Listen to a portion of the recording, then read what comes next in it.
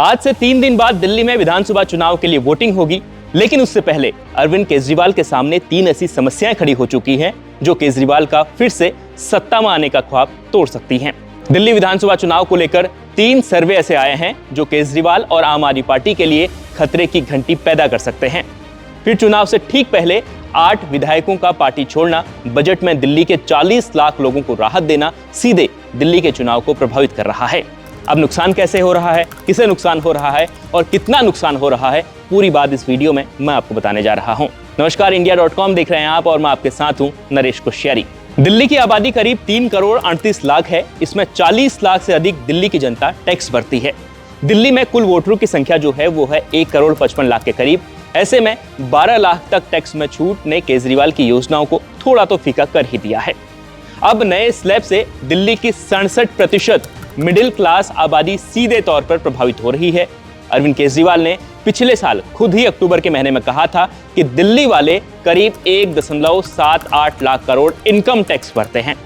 तो ये जो लोग टैक्स भरते हैं उसमें 12 लाख तक की आय वाले लोगों को छूट देकर केंद्र की भाजपा सरकार ने सीधे तौर पर दिल्ली चुनाव को प्रभावित कर दिया है।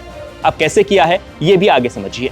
तो दिल्ली चुनाव को लेकर अब तक 3 ऐसे सर्वे सामने आए हैं जिसमें अनुमान लगाया गया है कि इस बार भाजपा और आम आदमी पार्टी के बीच 19-20 की लड़ाई है, यानी ये दोनों सरकार बनाने के करीब हैं। हो सकता है कि आम आदमी पार्टी भी सरकार बना ले और बीजेपी भी सरकार बना सकती है। सबसे पहले टाइम्स नाउ जेवीसी का पोल देखिए, तो इसमें कहा गया कि इस बार आम आदमी पार्टी और भाजपा के करीबी मुकाबला है और इन दोनों में से कांटे की टक्कर इस वक्त है। सी वोटर के सर्वे में 51% लोगों ने कहा कि केजरीवाल फिर से सत्ता में आ रहे हैं। 42% ने कहा कि बीजेपी चुनाव जीत रही है, वो सत्ता में आ रही है। वहीं राजस्थान के फलौदी सट्टा बाजार में अनुमान लगाया गया कि आम आदमी पार्टी 39 से 41 सीटें जीत रही है। बीजेपी के 31 सीटें जीतने का इसमें अनुमान है। तो यह अनुमान बजट आने और केजरीवाल के विधायकों की पार्टी छोड़ने से पहले लगाया गया था। अब जो 19-20 की जंग थी वो और नजदीक आ गई है। ऐसा इसलिए क्योंकि दिल्ली में 12 साल बाद केजरीवाल को एंटी इनकम्बेंसी का सामना करना पड़ रहा है। कांग्रेस भी मजबूती से चुनाव लड़ रही है, तो उसका जो वोट शेयर 2020 के विधानसभा चुनाव में 4.26% था, वो अब बढ़कर 7 से 8% तक हो सकता है, ऐसे अनुमान लगाए जा रहे हैं। तो बजट के बाद बीजेपी के पक्ष में माहौल बन सकता है और दोनों का कैलकुलेशन करें तो इस बार केजरीवाल को 5 से 10% तक का नुकसान हो सकता है। दिल्ली चुनाव के मतदान से महज 5 दिन पहले आम आदमी पार्टी के विधायक, जो मौजूदा विधायक हैं उसमें ऋषि कुमार, नरेश यादव, भावना गौड़, रोहित महरोलिया और BS जून, मदन लाल, गिरीश सोनी और पवन शर्मा ने केजरीवाल का साथ छोड़ दिया। केजरीवाल ने इस बार इन विधायकों का टिकट काटा था, लेकिन तब ये मौजूदा विधायकों ने उस वक्त पार्टी नहीं छोड़ी थी। लेकिन अब चुनाव से ठीक पहले इन लोगों ने केजरीवाल को झटका दिया है, आम आदमी पार्टी को छोड़ दिया है। सदाई सदस्यता से भी इन लोगों ने इस्तीफा दे दिया है और अब इन इलाकों में बीजेपी के पक्ष में माहौल बन सकता है, ऐसा गुणागणित लगाया जा रहा है। अब इसका असर कैसे होगा ये जानिए। तो पालम सीट से भावना गौड़ ने पार्टी छोड़ दी है। ये आम आदमी पार्टी की विधायक थी, तो उनके जो कार्यकर्ता हैं वो भी अब आम आदमी पार्टी से दूर हो गए हैं। जनकपुरी से राजेश ऋषि ने पार्टी छोड़ी है।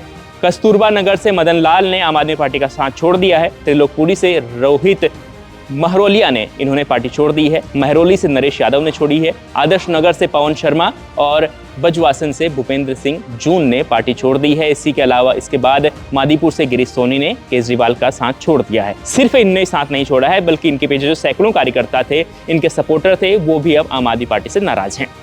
इसके अलावा दिल्ली के 12 मुस्लिम बाहुल्य सीटों पर कांग्रेस का जनाधार इस बार बढ़ता हुआ नजर आ रहा है। ओखला से अरीबा खान अमानतुल्ला खान को हरा सकती हैं।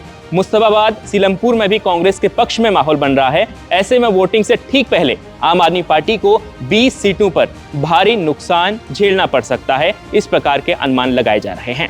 अब बीजेपी और आम आदमी पार्टी के बीच नेक टू नेक फाइट वाली सीटों का गुणागणित समझिए। ये सीटें ऐसी हैं, यहाँ पर ये सीटें जो जीत गया उसकी सरकार बन सकती है। 2020 के चुनाव में करीब 17 से 18 सीटें ऐसी थी जहां कांटे की फाइट थी। इसमें आम आदमी पार्टी ने 13 सीटें जीती। उदाहरण के लिए पड़पड़गंज की सीट लेते हैं। आम आदमी पार्टी के उप मुख्यमंत्री इस सीट से चुनाव लड़ रहे थे, मनीष सिसोदिया। बीजेपी ने किसी बड़े चेहरे को नहीं उतारा था। इसके बावजूद बीजेपी सिर्फ यहाँ 3200 वोटों से चुनाव हारी थी। रविंद्र नेगी, जो इन दिनों बहुत चर्चित हैं, वो यहाँ से चुनाव हारे थे, लेकिन इस बार वो बेहद मजबूत स्थिति में हैं। तो ऐसी करीब 13 सीटें हैं जहां पर केजरीवाल को इस बार खतरा है। हो सकता है कि ये जो सीटें हैं इस बार बीजेपी के पक्ष में भी जा सकते हैं, क्योंकि बीजेपी मजबूती से इन इलाकों में कैंपेनिंग कर रही है। तो इस पूरे गुणागणित पर आपकी क्या राय है, कमेंट कर जरूर बताएं और देखते रहें इंडिया.com।